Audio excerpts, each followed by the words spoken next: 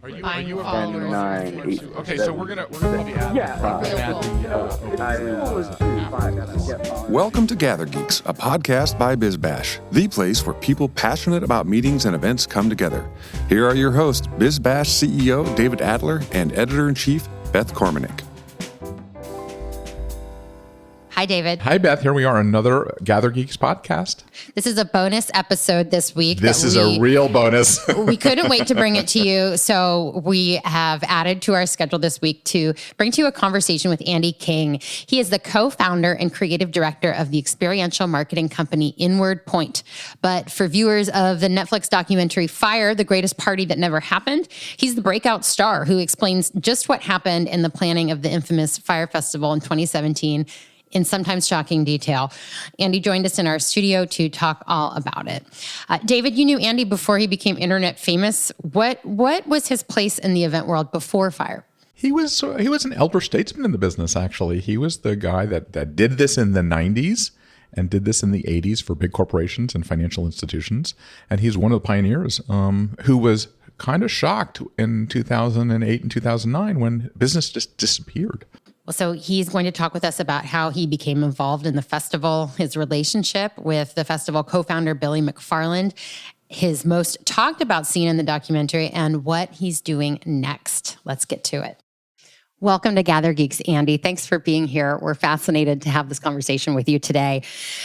Let's start with, how did you meet and start working with Billy McFarland? And he's the co-creator of Fyre Festival.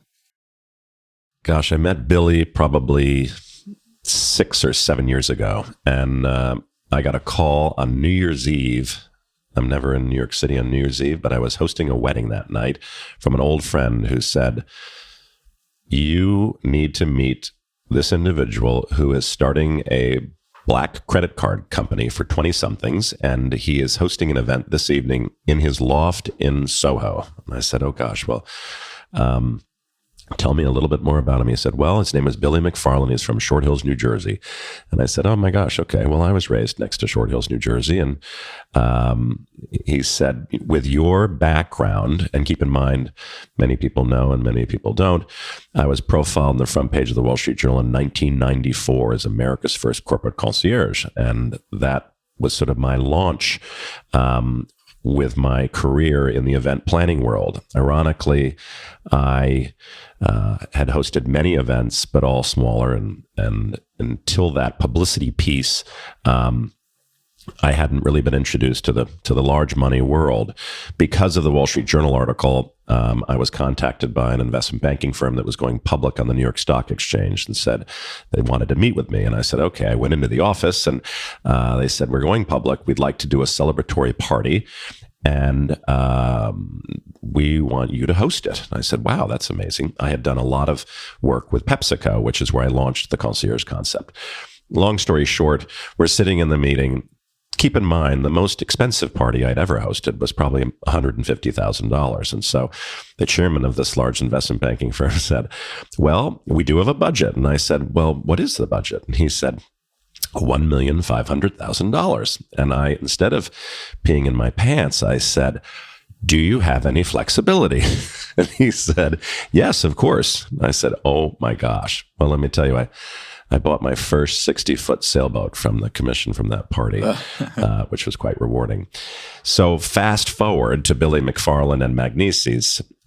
What would be a crucial piece of being a member of a black credit card company would be the concierge services. And so I met Billy that night, sat with him, and ended up being appointed to his advisory board.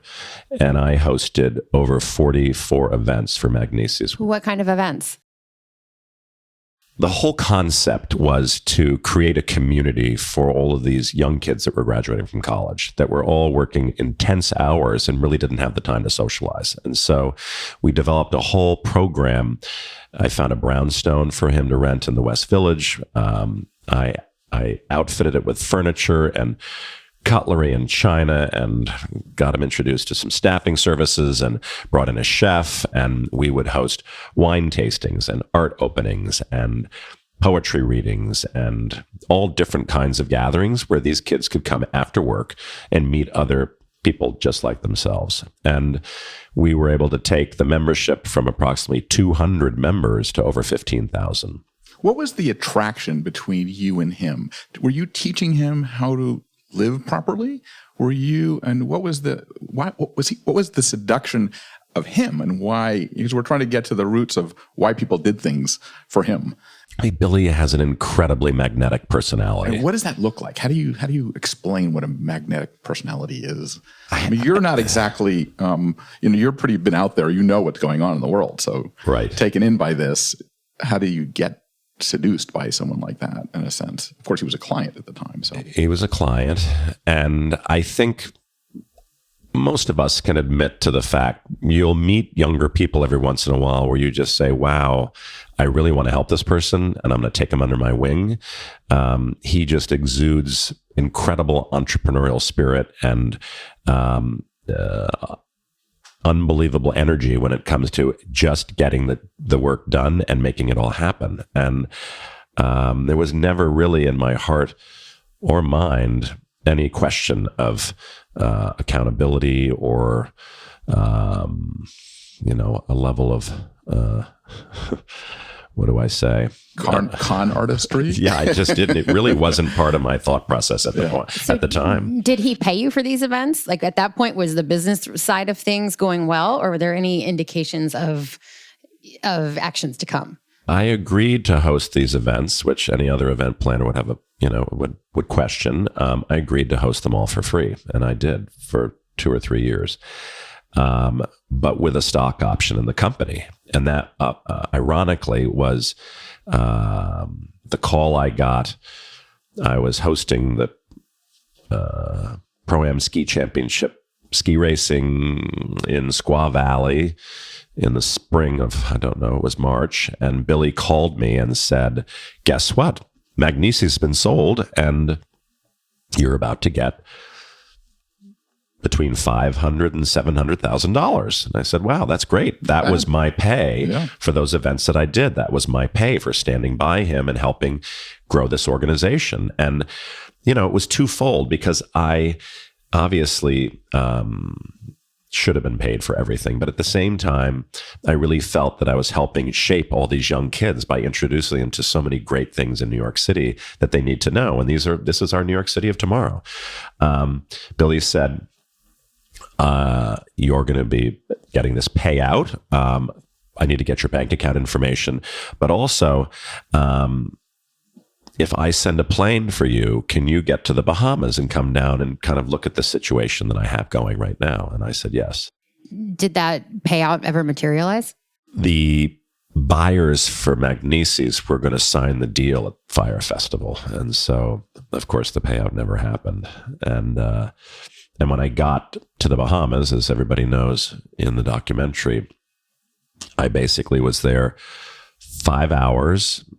The whole staff was looking at me and they said, what do you think we can do? What do you think is the answer? And I said, the answer right now is to change the messaging immediately. You need to tell these attendees that there are very few luxury accommodations and everybody is staying in a pretty cool geodesic dome on the beach with little IKEA beds and duvets and sisal carpeting and one of the most beautiful islands in the Bahamas, and that they're going to have a ball. You need to change the messaging. Do you know when that messaging was changed? 10 hours before the first plane landed.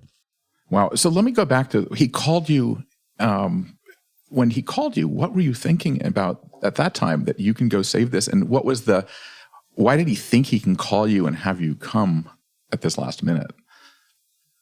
What was the relationship? Billy just has this power. It's amazing. And he just said, geez, I need you. Can you do this for me? And it's almost like Same talking technique. to your son. Oh, really? So you kind of adopted him as a son. Yeah. And so I sort of became a mentor. Now, I should have sort of thought back a little bit, and this is total transparency. A couple years before, Billy asked me to produce an event for Magnesi's, and it was the membership event. We were having 600 millennials, and 2 weeks out, It was to be the weekend after Labor Day. And I found a incredible facility in Brooklyn. I won't name names. And I got the call, and Billy said, well, Andy, we have Rick Ross is going to perform. Now, me being me, I didn't really check out Rick Ross as carefully as possible, only to find out from an assistant that he'd staged his own drive-by shooting the month before for publicity, and that every time Rick Ross performs in any city around the world or across the country, they have to notify all the local police departments, and they need to beef up on staff and patrolmen, et cetera, et cetera. Once the facility found out that we had booked Rick Ross, they canceled. They canceled us and said, unfortunately, you can't hold your party here. I have 600 people arriving. It was sort of the mini Fyre festival. I have 600 people arriving in 2 weeks to a venue I don't have anymore. We scrambled. I found another venue in Williamsburg, which was not the level of that venue, but it was a pretty cool venue. And so the morning of the event, I was notified by Rick Ross's agent that I had said to everybody has to go through a metal detector to come to the event. And so Rick's agent said, oh no, we don't go through metal detectors. And I said, no, everybody has to go through metal detector. We did something with Jay-Z and Beyonce last week. They went through metal detectors. He said, no, sorry, absolutely. So I said, well, I'm not sure this is going to work. And Billy called me in a panic, and he said, Andy, you can't do that. I said, Billy, they have to go through metal detectors. So we went back and forth for a few hours. Literally, they're about to cancel and not come. And I said, well, let me ask you a question. Why, Rick was bringing 20 guests, 20 of his posse. I said, why do you have to go? You can't go through the metal detectors. He said, well, they all pack. And I said, pack? I have 600 preppy kids coming to a party in Williamsburg, and you have 20 people bringing in guns? I said, you can't bring in guns. I said, oh. And literally up until a half hour before, I finally got them to leave the guns in the Suburbans and come inside. Now, that would have been a little bit of a warning of what I was in store for, potentially with Billy, with a much larger event. Did you have those kind of doubts early on in the back of your head, or was it something that you were shocked at, or you knew it behind somewhere? There was some sense that something's wrong here early on. I guess so.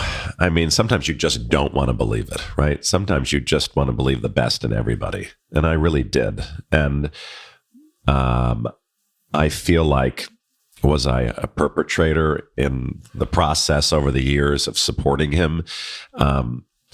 The old saying, robbing Peter to pay Paul. I think I was witnessing a little bit of that. But think of every American dream, every business, every small business. You talk to people, they mortgage their house for the sweater company that they've launched. They're, whatever, the stories, they're out there. Right. And many of them succeed every day. So as I was watching this, my gut was going, shit, this is not right. But at the end of the day, I said, wow, he's 23 years old. Look at what this kid is doing. It was amazing to watch, and I felt that it was the right thing to support. And there's also event organizers are a little bit vulnerable to this because they become emotionally connected to their clients absolutely. In really strong ways. Well, it's just fascinating though, because you have at this point you had decades of experience as a planner. You had seen so much, and you had the experience to know how long something will take. And so coming in toward the end of this, like how far out from the festival did you come on board with this?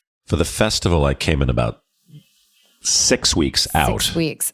But then I left again because, as you may recall, I was hosting the opening and closing ceremonies for the super yacht community for the America's Cup in Bermuda. So right. I was really living in Bermuda part-time for the year and in between all these other events. So you had to know, like, this can't happen, or you in this time frame. I mean, your messages of let everybody know, reshape the message that you're sending to the attendees. I get that, but on another level, wouldn't you have known there's no way this can happen? I guess, but I think every event planner will agree, anybody in the event world. I mean, I'm blessed. In my 30 years of my career, I'd never had an event go wrong.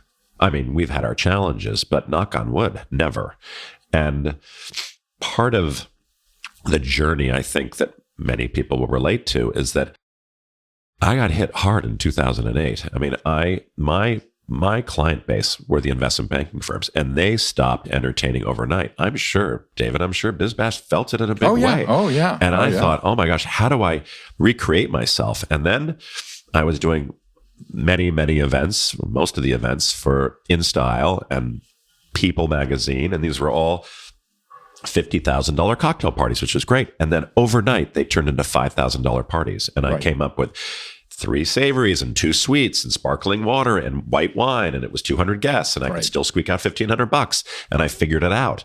But it wasn't improving, and it was more and more challenging. And I ended up buying a building in Hudson, New York, and opening a little hotel, which I ran myself and did every job myself. And people would say, oh gosh, anyway, and I got the call. This is when I re-entered the marketplace. I was still doing a couple events a year, but not really. And I got the call, and it was from an investment banking firm. And they said, Andy, can you meet with us next week? And I said, well, what day are you thinking? Like, well, how about Monday? And I said, geez, Monday, can't do Monday because I do all the laundry for the hotel on Monday. And they said, you do not. Don't you still have your housekeeper, Isabel? I said, no, I sent her back to Brazil several years ago. How about Tuesday? I said, I iron all the sheets myself in the building. They're like, you do not. Oh, I do. Yeah. How about Wednesday? I said, well, Mrs. McGillicuddy's checking in with her 2 granddaughters from Milwaukee. And they're like, you're kidding, right? I said, no. How much money do you think you'll make off of her? I said, I don't know, $200. Like, we're going to pay you $200,000 to do a party. I said, well, and I just started to cave. And so I came back into the marketplace, and ironically, the big event I hosted, I said, you know what? It was in Central Park. There were a lot of restrictions, as everybody knows, and it was my turning point. And I literally hired a consultant to come in, and I said, just give me all the bad news. And at the end, they said, well, for the 1,400 guests, you used 22,000 solo cups, 42,000 plastic. I said, don't say one more word. And that was the inspiration for Inward Point, my event planning company, which focuses on zero waste. And I said, from now on, we're going to try to make our events as close to zero waste as possible. And it was an amazing transition. Was Fyre Festival zero waste? Well, not quite as you could tell, but a lot of the practices as far as supporting the local community and Mark Muster is working with me so carefully on creating every table out of reclaimed wood and finding pallets on the side of the road and building tiki huts. And it was amazing what was happening there. What was the scope of your work? You're called in 6 weeks prior to the event to save it, right? Because he realizes he needs a professional. What was your job? Everybody was already in place. We had we had producer, we had the assistant producer, we had creative directors, we had everything. I was Billy's whisperer. And then at the end of the day, I was a mouthpiece too for all the workers. And so it didn't necessarily happen where Billy would be at each meeting. He wasn't. And a lot of the Fyre staff, office staff, wasn't at every meeting. I was. But people would turn to me. You knew him well enough so he could tell you what he was really thinking, right? Yes. So did he show signs that he was panicking? No. Is that were you incredible? Was it incredible to you that he wasn't? He just kept pushing forward, and every day we would.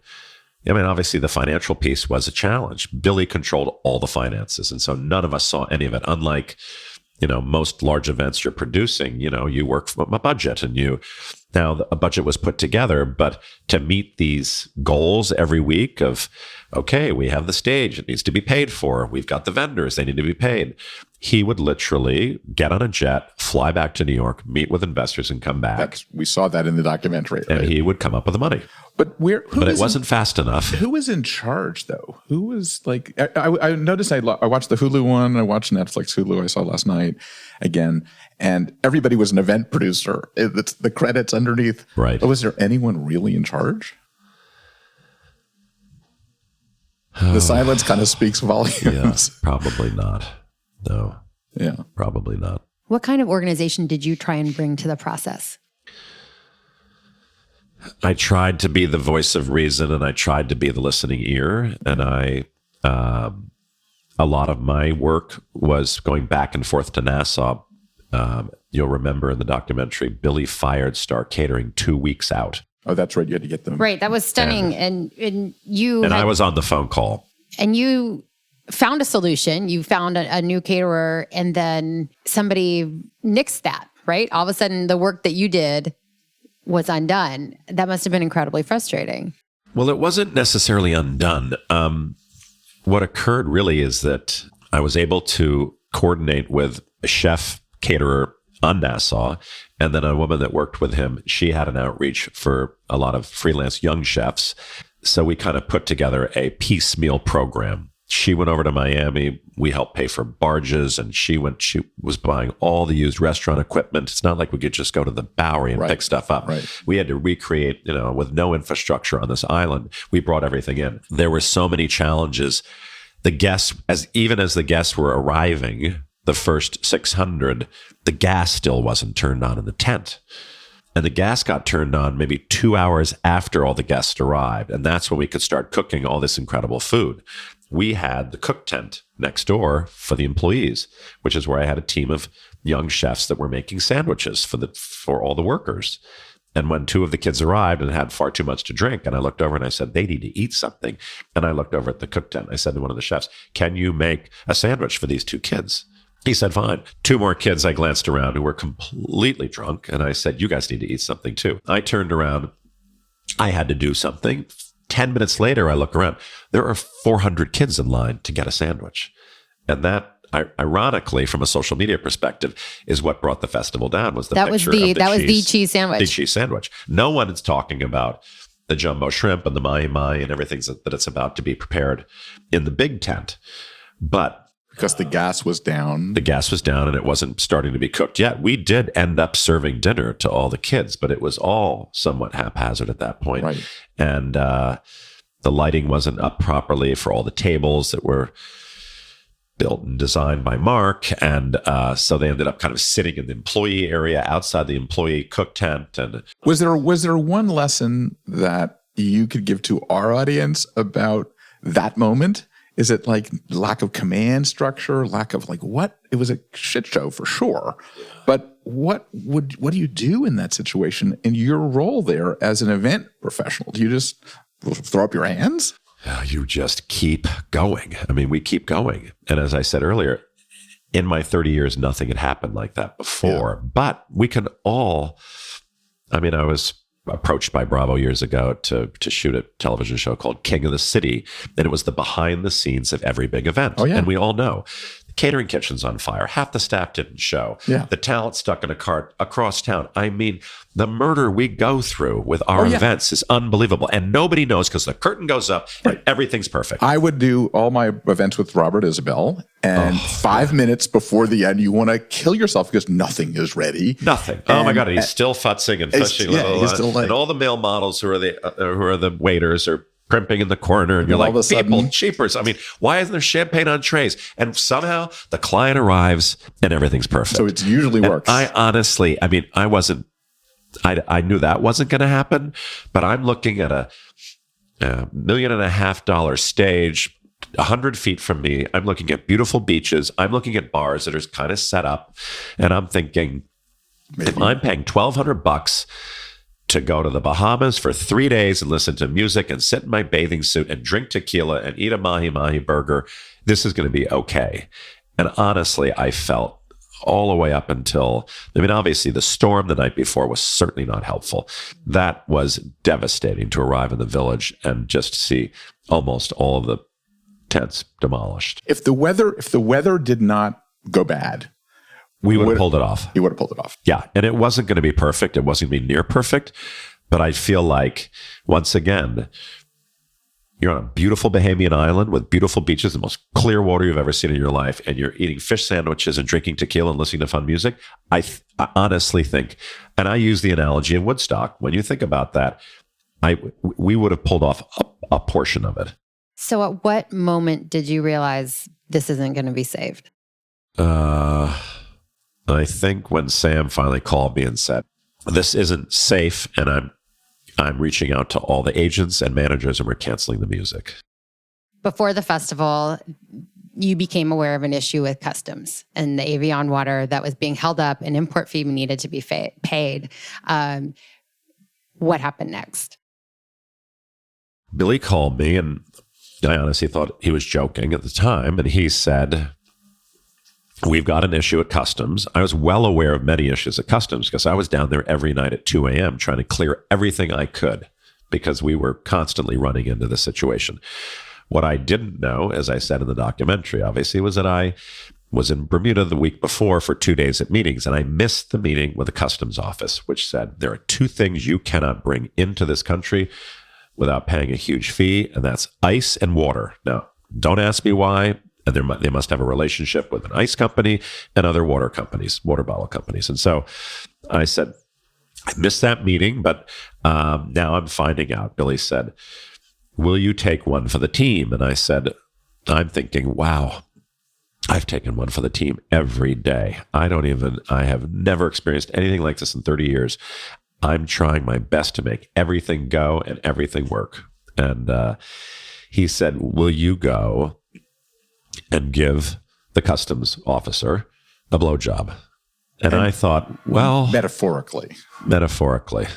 And I said, this is basically a huge sign of exactly how crazy the situation has gotten, to a point where he's like, if you can go give this guy a sexual favor, maybe we have to have this water. He's holding all of the water bottles for this concert series, for the festival. And, you're probably the only one that can make this happen. You're our fearless gay leader. I'm like, my word. Wait, was it metaphorical or was he serious? He wanted you to actually do that. Yeah, he did want me to actually do that. And is there some experience that he has used this technique in the past with other people? And where did he get that idea? Like, where did he get how would he have the nerve? I think, but he had... Or did you joke around with him in the past? A little, and I think that, Billy and I always had an interesting relationship, and that he would always say some things like, wow, if I were gay, I'd be really attracted to you. And so there was always a little bit of this, a tension, teeny bit, but never, tension. It was, nothing ever was, so, concrete on that side. But he, I think, felt it was always a question. He had dealt with the customs officer directly most of the time. And I think he felt that there was a question of his sexuality. Would he have done it? Would Billy have done it? Yes. I probably should have pushed it back on him. That's a good idea. Darn. Of course but as I said in the documentary, I honestly said, all right, if this is what I have to do, how bad can it get? Well, if I can save the festival doing this one thing, what the heck? You know what? Honestly, I took a shower. I did my thing. I drove across the island. But why? But why did you say that? That's what people say. You basically said something that was not exactly on the script that people would normally say in a documentary.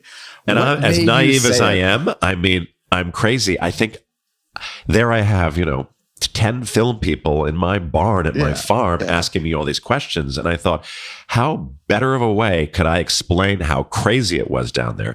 But you saw the irony, of course, is that I leaned forward and I said, I know you won't ever use this, but I'm going to tell you the story. And they're like, don't worry, Andy, don't worry. And then, of course, as it starts to unfold, a few of my associates and my lawyer, they're like, Andy, you need to make sure that they don't tell that story in the documentary. And I said, oh gosh, so I went to meet with Chris, and Chris said, Andy, you have to trust us. Like, this documentary would be nothing without that story. And I said, no. I do not want to be known as this person. And they said, Andy, trust us. Your delivery is so sincere and so grounded that I think people will really, really, really enjoy your character, but they'll really understand the severity of what everybody was going through. And that's the message you want everybody to know, is that we want the true story of Fyre Festival told. You have never seen a group work harder in your life, and this is how crazy it got. What a better way to describe it, but that. So I said, it's definitely become one of the defining moments of that documentary and the story of what happened at this festival. Do you regret saying that to this global audience? I did, but I don't anymore, because I think that I delivered it in such a way. And at the end of the day, was I really going to do it? I know myself well enough that I can go into any room and kind of fight the fight and probably not have to drop to my knees. Right, but you're saying, would I really have done it? You're saying yes or no? Well, as a gay man, I might have done it. Really? And that just floors a lot of people. Yeah. That you, as someone that people know and respect, would actually do that. And is that sort of indicative of the craziness that was going on? Or is that just the way it is? I mean, it is the craziness. But when you look now at the, what do you want to call it? What is happening to me right now? I mean, so much of the social media is Andy King's a hero. Andy King, what? Well, they want me to go to Flint, Michigan right now and solve the water problem. The cast of Scandal tweeted last week and said, Andy King is the king of conflict resolution and he could fix the government shutdown. And I'm thinking, are you kidding me? What is unfolding here? So at the end of the day, I say, what I demonstrated there, everybody is saying, if you want a good person in your workplace, find an Andy King.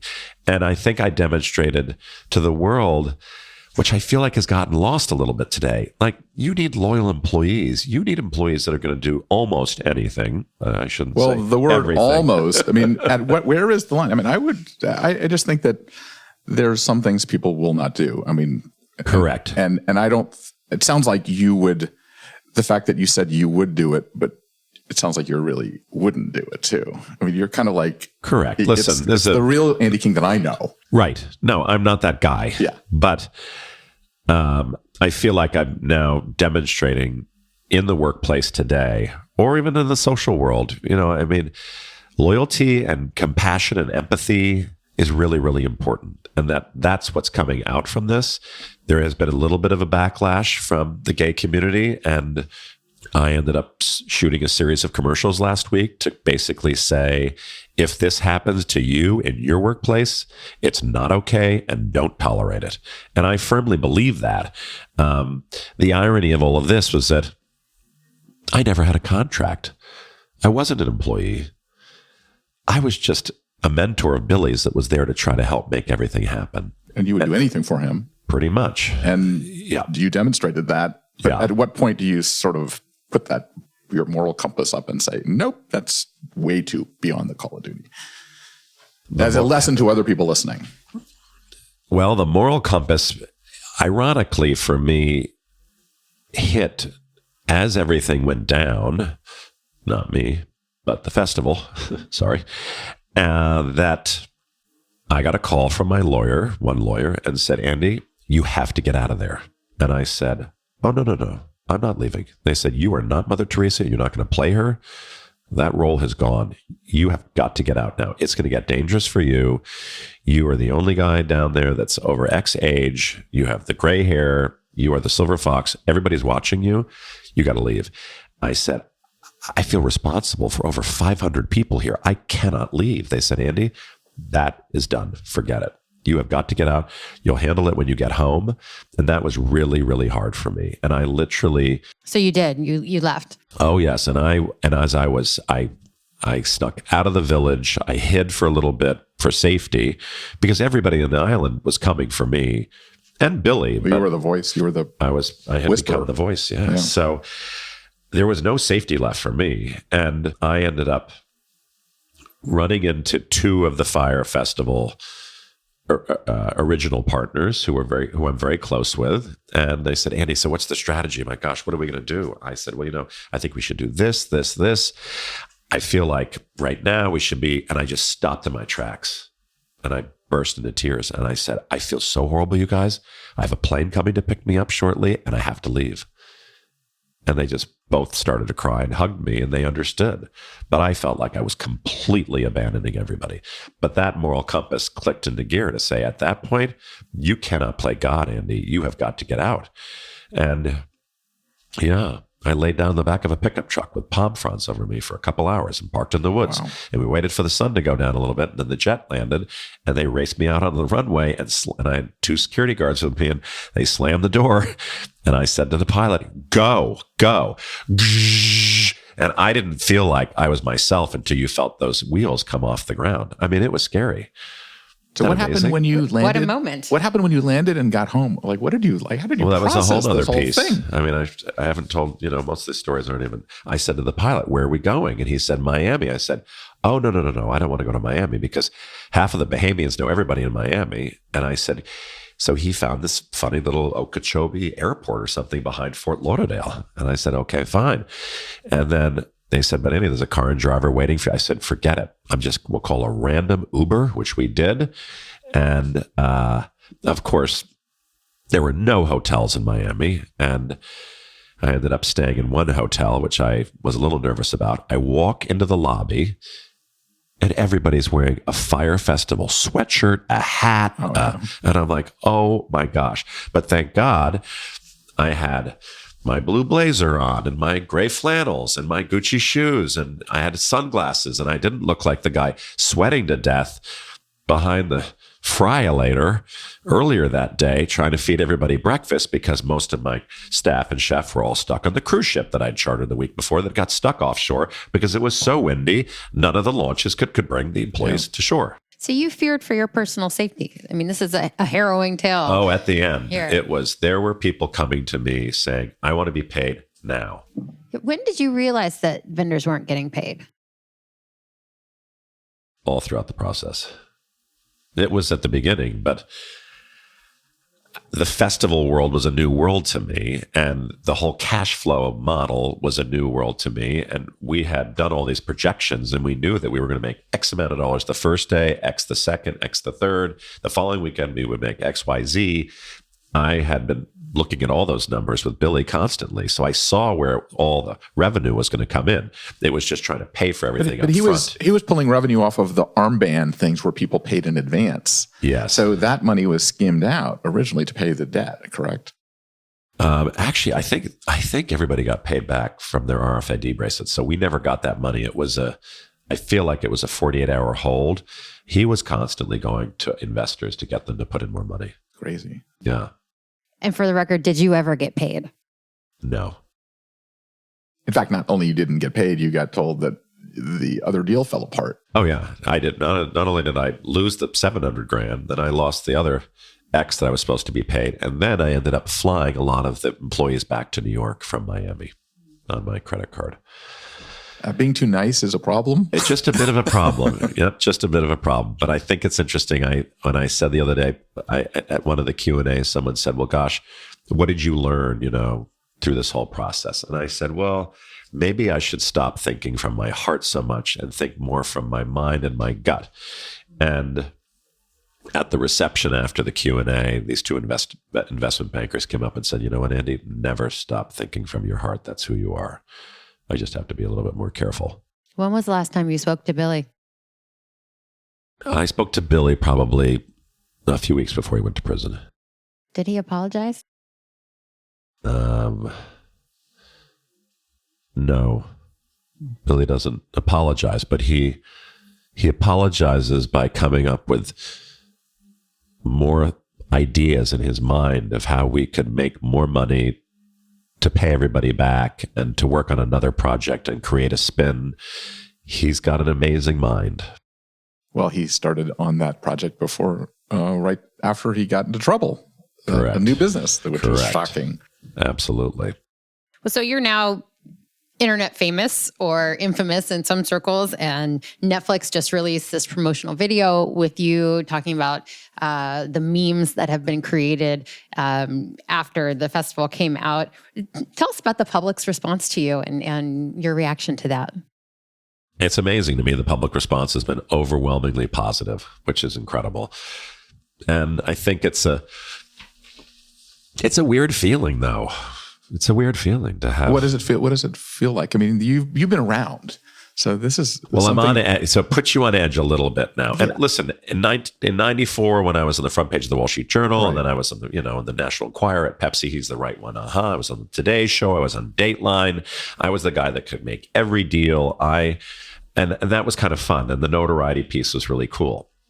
This, honestly, I thought going into it, documentaries don't make money. But I agreed to do this because I wanted people to be paid back in the Bahamas. And so we said, let's host a few premieres and maybe we can come up with $100,000 or something, but not, who's going to watch this documentary, honestly? Well, I had no idea, from all walks of life. And it's amazing to me. So now it's a little bit scary because I've become a voice, but I'm excited now because I can be a voice of reason, and I think a voice of positivity, and really try to change the world of social media a little bit. And to maybe, I don't want to be the negative person on social media. I want to be the positive person. And if I can help drive positive change, it's kind of exciting. And I think that what's happening now, we're getting a lot of, as you can imagine, our inbox is full. My what has this done for your career? It's sort of definitely elevating it about 1,000,000% overnight, but literally overnight, because I think I saw you the day before this thing went live. Oh, yeah. And I was you perfectly were perfectly normal in terms of you Yeah. didn't think it would be that big of a deal, but you knew that something was coming. Yeah. But now it's fascinating. But what's occurring a little bit is that we're getting people that are reaching out saying, "Oh my gosh, we're hosting a charity concert and we really need your help." And What do they need your unfortunately, help? I read down and it says it's on April 12th, and it's in a very prominent place, part of a very prominent sporting event. And I'm thinking, oh, cool. I hope it's 2020. Oh, guess what? It's not. It's 2019. And I'm not. So I need to write and say, unfortunately, I'm not God. I can't be that guy that gets flown in now to save all these things. Right. You don't want to be known as the last minute fixer. I mean, listen, for the right opportunity, I'll think about it. But we all know in the event world, you've got to have a certain amount of time to plan. And for me to line up the proper, headliners and to get the proper caterers and on, I can't be doing all these things 4 weeks out. It just doesn't work. I have spoken in the last 2 weeks at two different big events in the event industry. Everyone is talking about this. Everyone is talking about how it was screwed up, but also do we have a lack of trust in the industry? So how do you bring the trust back that people will trust event organizers to do the right thing? I mean, even though it was the entrepreneur that was kind of the real screw up here, where is it the responsibility of the event organizer to say no at a certain point? The event planner, the person that they hire. Like, what is the responsibility of an event organizer? David, the challenge today, which we witness all the time in the event world, is that with technology, everybody's an expert. Oh, that's for sure. Everybody's an expert. Just go on YouTube. Oh, blah, blah, blah, blah, blah. Oh, and then they start to question you. And I think that I'm hoping that I can be a pretty empowering and powerful voice for the event world to say, you know what? Those of us who have been in the industry a long time, I don't care. You can be in the industry 5 years or what have you. We need to be paid with respect and we need to be trusted. And that it's fine to have, in the old days, a lot of the big investment banking firms, they didn't have a big event planning department, and I would report to the chairman's assistant, and they trusted me, and they were not. It wasn't 6 conference calls a day with 12 people on the call, all asking dumb questions, and I'm like, you guys have to trust me. And I think that there's got to be a way. I'm not sure exactly what it is, and maybe BizBash can be a big part of that too, on how we empower the people in our event world to exude more of that level of confidence, and how do you distribute the knowledge to the clients to say, you know what, trust me, that's not going to work, or trust me, that is going to work. Well, I do think that event organizers, when you think about it, our audience, our event organizers touch 30 million people. So we have to be responsible in how we deal with our craft. Yeah, absolutely. Big touch points. And so looking at your future, is it still in planning events? It is. My team and I have been discussing, obviously, as this is all pouring in, that it may look a little more like we may probably be hosting, say, 4 events a year and not going for the large numbers anymore as far as the amount of events, but the quality of the event. And that, we really feel like the boutique style, I think, is what a lot of clients want today. When we take on a lot of these projects, they want Andy King, and I cannot and I'm not the type of person where, all right, let's just start doing 200 events a year. I'm not really interested in that, because I do enjoy being on the ground and I do enjoy having it be my vision. It's pretty cool for me to host an event for one of the most high profile celebrities in the world and have someone stand up and say, congratulations, Andy King. You walked in and said you were going to turn this old ranch and these stables into something, and I created something that blew everybody away with an amazing team. And they said, you had a vision and you made it come true. And I can't do that when I'm hosting 200 parties a year. The original reason that we're going to have this interview. Yeah. Do you want to talk about the event that you did and the details around that a little bit in terms of the zero waste? Yes. And because I think that's the real ultimate purpose of ultimately being here. We were blessed to host this year an event for the Leonardo DiCaprio Foundation. And Leo has been hosting his party for the past 4 or 5 years in Saint-Tropez. And he would raise $25 million for climate change. But the amount of, I think for him as a brand, fighting climate change, you can't host an event that's highly wasteful. And unfortunately, that just was not part of the curriculum in the design of it when it was overseas. And so when I met with him, I said, listen, the brand is diminishing by the day unless you change what you do and how you do it. And they said, okay. They finally agreed. We found a ranch in California, in Santa Rosa, where all the fires had taken place. We had a goal of raising $5 million for him for climate change. We ended up raising $11 million, and we were able to host the event, which was 99.9% zero waste. And people say, well, gosh, how do you do that? Well, we had 200 people, 200 workers on site for over 8 days that came in to build this whole thing out. And everybody who arrived on site got a water bottle with their name on it. And because there were going to be no plastic water bottles of any kind on site, and we created these water filling stations. And people are like, "Wow, can I keep this bottle?" I said, "Absolutely. That's the program." We hired this amazing woman, Green Mary, who's a sorter, and this is one of the big keys that we do with every event. So she sorts everything. Coat hangers go to the local dry cleaner. Any materials, she knows, everything gets repurposed or recycled or reused. And she has an amazing team. She's based up there. We partnered with a 3rd-generation ceramicist who made all the pottery for the 500 guests for the 5 courses. All the pottery was donated to fire victims who lost their homes in California last year. We had over 20,000 square feet of sisal carpeting. All the carpeting was cut into squares, 10-foot squares, 20-foot squares, 40-foot squares. Car after car lined up. All that carpet was taken to people's homes that were being rebuilt after the fires to help the local community. These are the kinds of things we need to do with every event. And I'm hoping that part of my mission now is to be able to work with the event world to say, okay, you do not want to, I don't want to, listen, the statistics are staggering.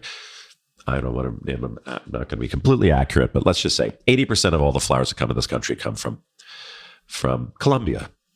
10% come from Holland and 10% come from the United States.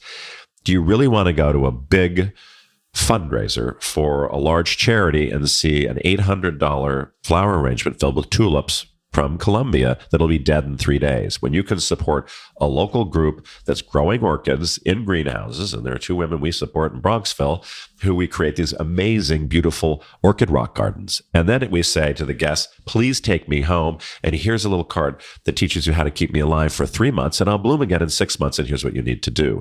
Little things like that. With the event that we did for Leo, Jane Goodall was our keynote speaker at the end. You could have heard a pin drop through California. And she got up and said, if everybody in the world would just do one little thing every day, this world would be an incredibly different place. And you didn't see a dry eye amongst these 500 guests. For us in the event world, can you imagine if we, at every event, with Inward Point, we always hope that we can at least influence 10% of our guests. Wow. I mean, here we are hosting the pre-Oscar party in Beverly Hills in a few weeks, and I spent hours at the Santa Monica Farmers Market last week, and we're bringing in farm after farm after farm, and those farmers are going to stand next to every chef behind every food station, and we're going to display all the amazing things that they grow and the history of their families. We need to support local farmers. We need to support local wineries, local breweries, local population, and these are the kinds of things that should just be an absolute formula for the event world moving forward. How far away are we from that as a standard practice? I don't know, because David, I said to you a few weeks ago, I'm still amazed where there are, I'm not naming names, but there's some event planners that are the highest in this country where I've attended events and looked around and thought, there is nothing sustainable about this event. And they're rated as the top event planner in their city.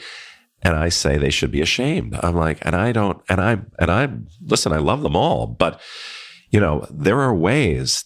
And it doesn't have to cost more money. And this is what every client will say to me, Andy, so where are you falling in the budget? I'm like, listen, that orchid plant is $75 versus the $500 you spend on those tulips. I want to support local growers, and I'm not looking to, ruin Colombia. But at the same time, there's so many things that we can do. And I'm just surprised that it's not typical practice. But I feel like our audiences go to so many events, they go to so many conferences, they attend so many galas that people are going to start saying, and it's happening now, did you see what they did last night? I mean, it's not right. And we're giving money to this group. We're not going next year. So what was the secret? You said that the original budget was $5 million in revenue and you went to 11. What made you double the response to the ticket? We partnered with an incredible art dealer and created an auction, and Sotheby's curated the auction, and she did a phenomenal job helping us raise all the money. And so the money was made after the tickets were sold. So this was $5 million at the event, and then another $6 million. No, we raised $11 million through the auction and through different pieces of the event. But we had sold, I don't know if we were at the break-even point with the event itself through ticket sales, but I think we were pretty close. Yeah. So anything above what we had brought in from tickets went to profit. I have one last question. So Leonardo DiCaprio is your client over here. Billy's your client over here. What makes a good client? What makes a good client? Oh boy. If I describe a favorite client, it's a client who trusts you. It's a client who listens to you, and it's a client that lets you do what you do best. And they're few and far between, but they're out there. And I think that for me, my gift has been all my life relationship development. And it's our jobs to really develop good relationships with our clients. And it does take extra time, and it does take lunches and dinners and what have you. But the familiarity piece is so important, and that's where you grow the trust and bond. But does it blind you in some cases, like it did with Billy? Absolutely. So there's that fine line we all walk it. But I think you gotta follow your heart, but be savvy with your mind. But at the end of the day, as we say with all our staff, we have to have fun. You still have to have fun. Why do we get up to go to work every day? You got to have fun. Andy, thanks so much for joining us on Gather Geeks. Before we sign off, would you tell everybody how they can reach you?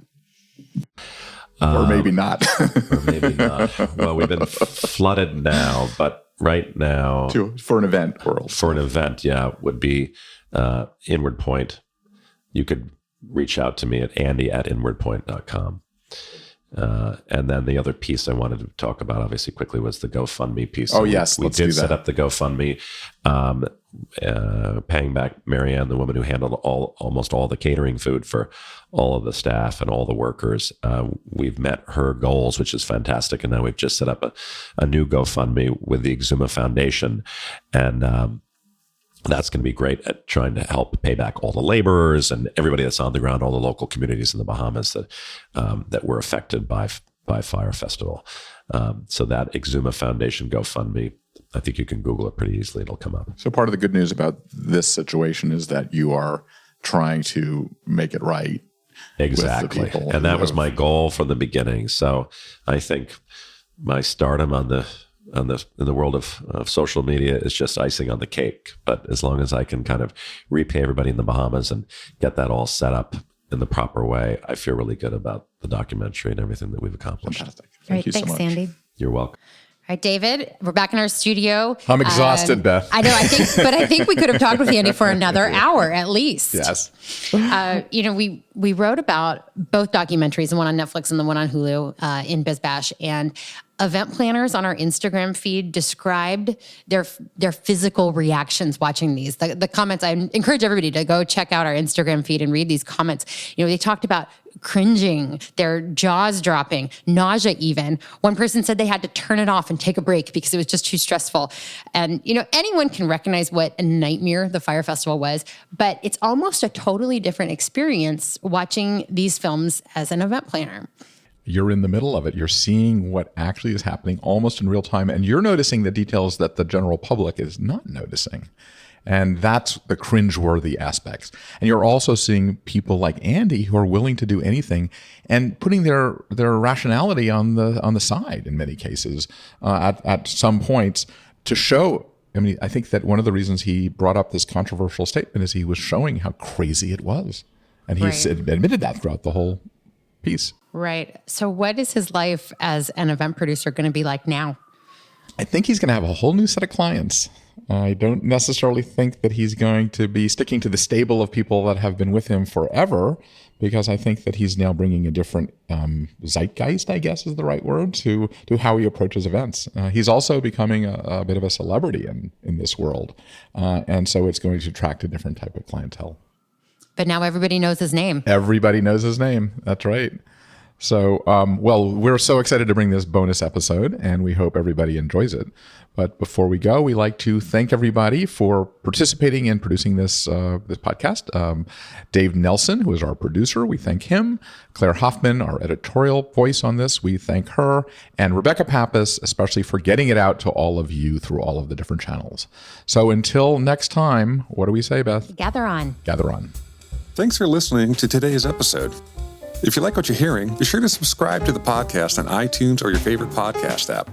We can be found on iTunes, Stitcher, SoundCloud, Player FM, Google Play, and Pocket Cast.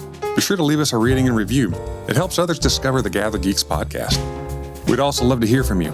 You can leave feedback on Twitter @GatherGeeks or leave us an email, gathergeeks@bizbash.com. We hope you'll join us again for the next episode of Gather Geeks. Until then, gather on.